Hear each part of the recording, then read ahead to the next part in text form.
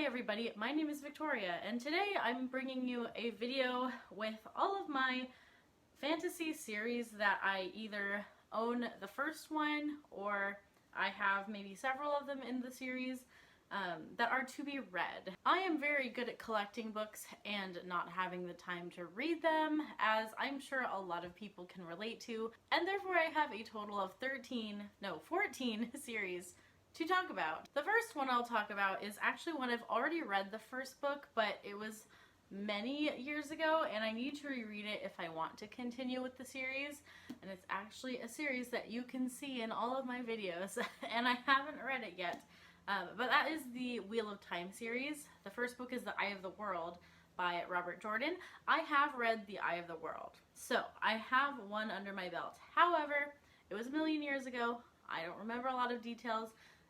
It needs a reread. So this is a big priority for me. Maybe even in 2020, I might start to slowly work my way through the series again. It is a daunting series, which is probably why I never continued. It is a 14 book series in total.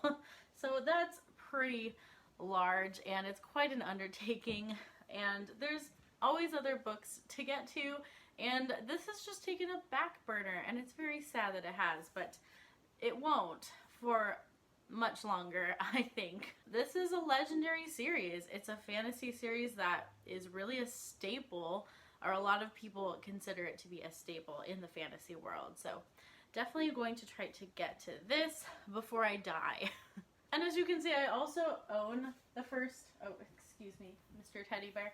I actually own the first 5 books in the series, so I have no excuse not to jump into it, because I've been collecting the series when I find them at used bookstores, and I have the first 5 volumes, for crying out loud. I need to read the series. The next one, which you may have already guessed, is Any Book in the Kazmir by Brandon Sanderson. I have so far collected 3 of his Kazmir books, and I think I'm just confusing myself because I don't know where to start now. I originally said that I would start with Brandon Sanderson in publication order, which is why I picked up Elantris. However, a lot of people have kind of said, oh, well, Elantris is not the best one in the Kazmir. It's not even the best one to start with. But in my mind, I wanted to go through publication order because that made sense to me, but maybe not. I know a lot of people say to start with Mistborn. I don't own Mistborn yet, but Elantris sounds really interesting and like a beautiful story. It is about a forgotten city. Elantris was once a city that was beautiful and thriving, and the people of Elantris were thriving, but then it seems like, from what I understand, a disease of some kind has struck, and it has sort of desecrated the land and the people. I could be a little off on that synopsis, but that's sort of the gist of it from what I understand. But maybe that one first. I also picked up Warbreaker, which is one I heard was also a potentially good starting place. And then in a used bookstore, I found the first book in the Stormlight Archive, which is the one that he's currently working on, and the series that's all the rage right now, and it's humongous. This is definitely the most intimidating one. I don't think I'll start with this, although I'm most interested in this series because it is currently being written, so I don't want to get too behind on that. But yeah, I'm just really confused of where to start with Brandon Sanderson. Maybe none of these. Maybe I should just start with Mistborn, but the Kazmir is a series and a world that I need to get to. So the next one I'll talk about is also a majorly popular series and author. I don't feel so bad about this one because he has not released the final books in the series, or final book in the series or trilogy, and that is The Name of the Wind by Patrick Rothfuss, and then the second book, The Wise Man's Fear. So I stumbled across the mass market paperback editions of these and picked them up for like 50 cents each, and there they sit collecting dust. They're both giant books. It's definitely formidable. Because that third book isn't out yet, I don't know, I might wait for this until we have a release date on the third book, and then maybe I'll pick these up. But this is definitely a series I must try because I've heard rave reviews about this one. The next one is another series that I've actually read the first book, but it was many, many years ago, and that is the His Dark Materials series by Philip Pullman. And Philip Pullman is now expanding upon this series in some more recent books he's put out, starting with the Book of Dust, and then I believe he came out with another one this year as well. Can't remember what it's called, but I need to read the original trilogy first. But I have read The Golden Compass back in maybe middle school or high school, something like that, when it came out, when it was new and exciting and was targeted towards my age group. So I did read it then, and I remember I really liked it. And then just for whatever reason never picked up the rest because I was a kid and didn't keep track of my life very well. So this is definitely a must read. I know these are good quality books, and I'm excited to see what the rest of the trilogy is like. And I also know they're, I think, currently making a new adaptation of this. I think a TV show. So very excited to get to these. The next one is maybe not up my alley. I'm not sure. This is a strictly Booktube hype pick. So I've only really bought these because of the Booktube hype. And it just seems like everyone's read these except me. And that is the Grishaverse and the Grisha trilogy. And then the Six of Crows duology by Leigh Bardugo. I own these. They sit right there on my shelf in every video. Haven't read them. So when I started Booktube, I kind of went a little crazy and bought a lot of the things that people were talking about. This was one of the first books I bought because you cannot be on Booktube and not see people talk about this book. And so I kind of bought them not knowing much about them. Now I'm a little bit hesitant about them because I've heard a little more mixed things now, but I'm still gonna get to them because I need to see what the hype is because I just have to know. So this will get read someday. It's not priority. I have no idea when.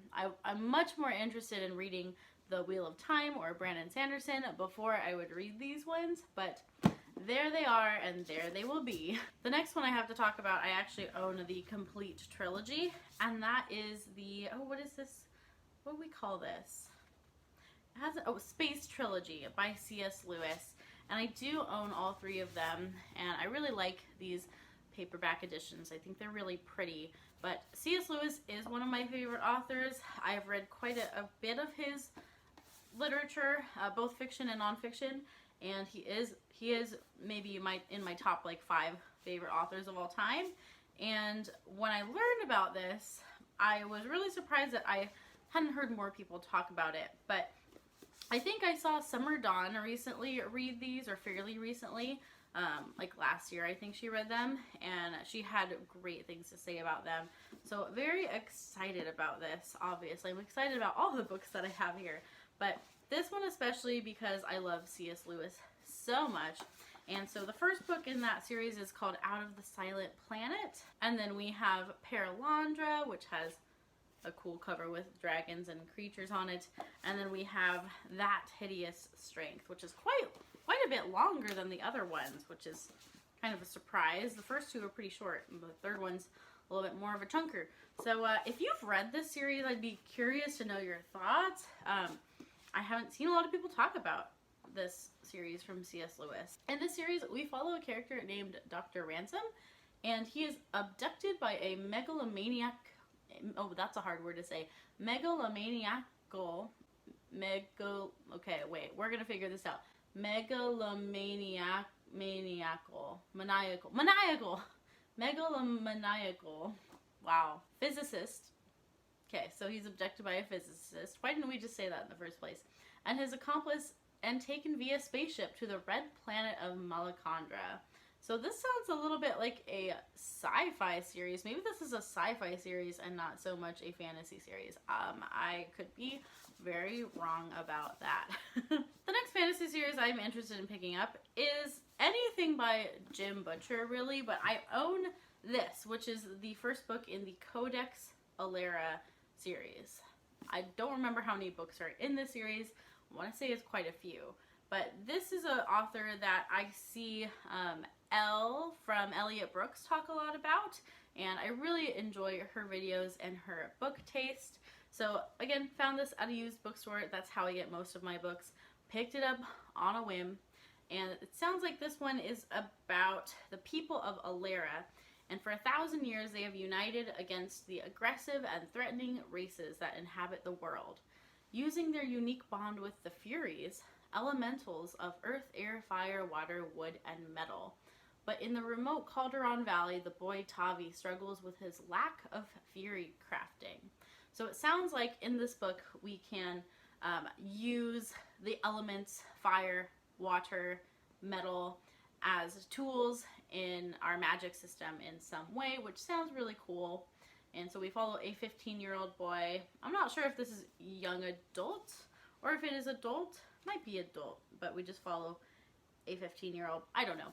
You should know by now that I don't do enough research before I sit down to film a video. So this sounds pretty cool. I'm sure there are enemies to be defeated with this elemental power, and you know, sounds pretty fantasy standard for me. But I heard good things about Jim Butcher, so there we go. We picked that one up. Oh, books are falling. Next up, I want to talk about Cinda Williams' Chima.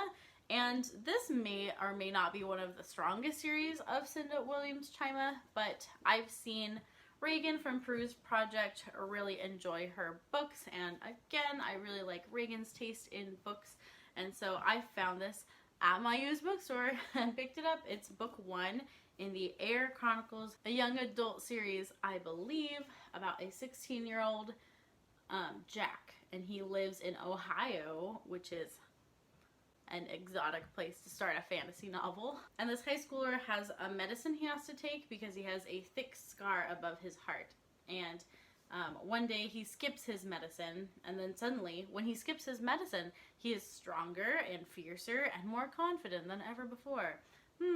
Sounds suspicious. So he learns the truth about himself, that he is actually a Weirland. He's part of an underground society of magical people who live among us. Cinda Williams' Chima is an author I've heard a lot about, and so I figured this would be a decent enough place to start with one of her older series. The next one is an author that I have had my eye on for a long time, and it's another intimidating fantasy author with just a lot of long novels and a lot of series, and wasn't quite sure where to start, but I believe that the Farseer trilogy is the right place to start. So this is Robin Hobb, the Farseer trilogy, and they had all 3 of them at my used bookstore. So we have book 1, Assassin's Apprentice, and book 2, Royal Assassin, book 3, Assassin's Quest.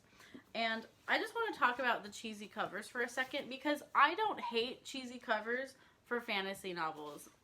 They are almost comforting to me. I know there are better and prettier editions of these Robin Hobb books, but you know what?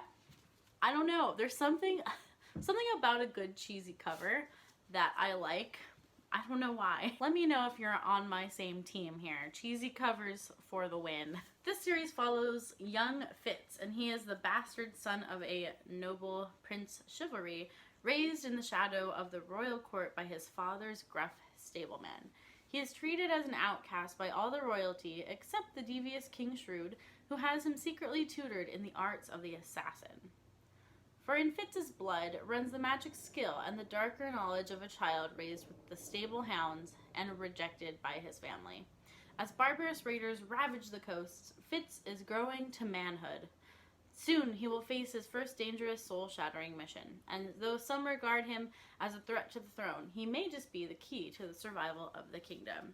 So we follow Fitz, and I think that there are some other series, other trilogies that also follow him as he grows up and later in life and follow different parts of the universe. So yeah, Robin Hobb, an author I've been meaning to get to, and I have the first 3 books in this world series. So there you go. No excuses. Gotta get to them. The next books are all books that I only own one of them in the series, and the first one of those is going to be A Darker Shade of Magic by V.E. Schwab. I only own the first one, and a little bit on purpose because I'm not sure I'm going to love this one, but V.E. Schwab is an author Again, that is a Booktube favorite, and I have not picked up anything by V.E. Schwab yet, or Victoria Schwab. And this one sounds really good, and I'm sure this is going to be very enjoyable. It's about a world in which you can go between some different versions of London. So we have Grey London, which sounds like it's more like real life London, dirty and boring without any magic, with one mad king, George III. And then there's Red London, where life and magic are revered. And then there's White London, a city slowly being drained through magical war. And then apparently there's also a Black London, but no one talks about Black London anymore. So we follow our character Kel, and Kel can travel between these worlds, and Kel can act like an ambassador and a messenger between the Londons. But Kel has a fatal flaw. He is a smuggler, and I think he gets caught, or someone finds out he's a smuggler, and that's kind of where our adventure begins. These books have beautiful covers. They are marketed really well. And I really hope that I like these. Genuinely, I hope that I like these. They look and sound really good. Another series that I'm hoping to really like is the Lunar Chronicles by Marissa Meyer. This is a very, very, very famous young adult series, and each book, I believe, is a retelling of a different fairy tale character. So this first one is a retelling of Cinderella. Only Cinderella, I believe, in this book is a cyborg, which is exciting, and it is a world with humans and androids that live together in New Beijing.